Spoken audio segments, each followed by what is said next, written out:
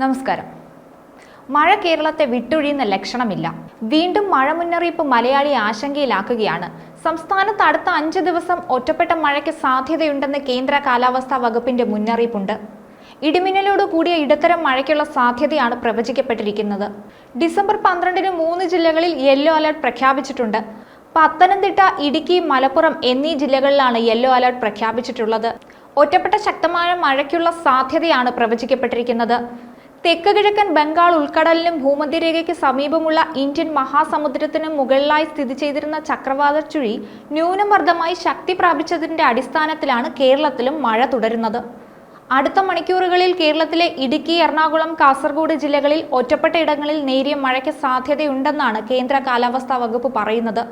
ഇന്ന് തെക്ക് കിഴക്കൻ ബംഗാൾ ഉൾക്കടൽ, അതിനോട് ചേർന്ന തെക്ക് പടിഞ്ഞാറൻ ബംഗാൾ ഉൾക്കടൽ എന്നിവയുടെ തെക്കൻ ഭാഗങ്ങളിൽ മണിക്കൂറിൽ 35 മുതൽ 45 കിലോമീറ്റർ വരെയും ചില അവസരങ്ങളിൽ മണിക്കൂറിൽ 55 കിലോമീറ്റർ വരെയും വേഗതയിൽ ശക്തമായ കാറ്റിനും മോശം കാലാവസ്ഥയ്ക്കും സാധ്യതയുണ്ട്. കേരള, കർണാടക, ലക്ഷദ്വീപ് തീരങ്ങളിൽ ഇന്ന് മത്സ്യബന്ധനത്തിന് തടസ്സമില്ല എന്നാണ് മുന്നറിയിപ്പിലുള്ളത്. വടക്ക് പടിഞ്ഞാറൻ അറബിക്കടലിൽ മണിക്കൂറിൽ 45 മുതൽ 55 കിലോമീറ്റർ വരെയും ചില അവസരങ്ങളിൽ മണിക്കൂറിൽ 65 കിലോമീറ്റർ വരെയും വേഗതയിൽ ശക്തമായ കാറ്റിന് സാധ്യതയുണ്ട്.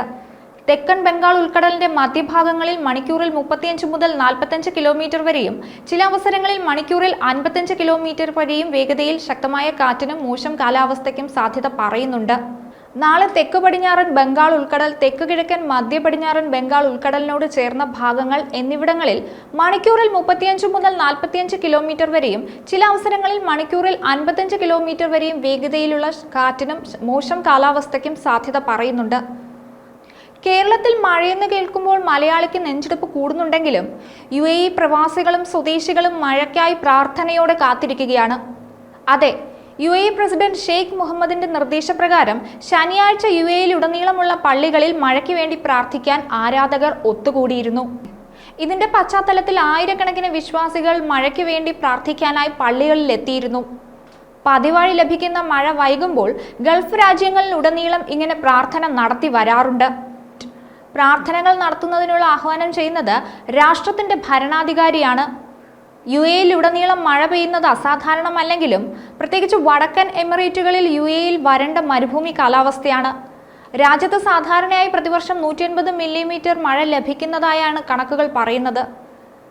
കർഷകർ വെല്ലുവിളി നിറഞ്ഞ സാഹചര്യങ്ങളിൽ ആരോഗ്യകരമായ വിളകൾ കൃഷി ചെയ്യാനും ഭൂഗർഭജല ശേഖരണം ഉയർത്താനും ശ്രമിക്കുന്നതിനാൽ അധിക മഴ കാർഷിക മേഖലയ്ക്ക് നിർണായകമാണ്. കേരളത്തിൽ മഴയുടെ കാര്യം ഇങ്ങനെയാണെങ്കിലും UAE നിവാസികൾ മഴയ്ക്കായി മനമുരുകിയുള്ള പ്രാർത്ഥനയിലാണ്. മറ്റൊരു വീഡിയോയുമായി വീണ്ടും കാണാം. ന്യൂസ് ഡെസ്ക്, ഈനാട് മലയാളം.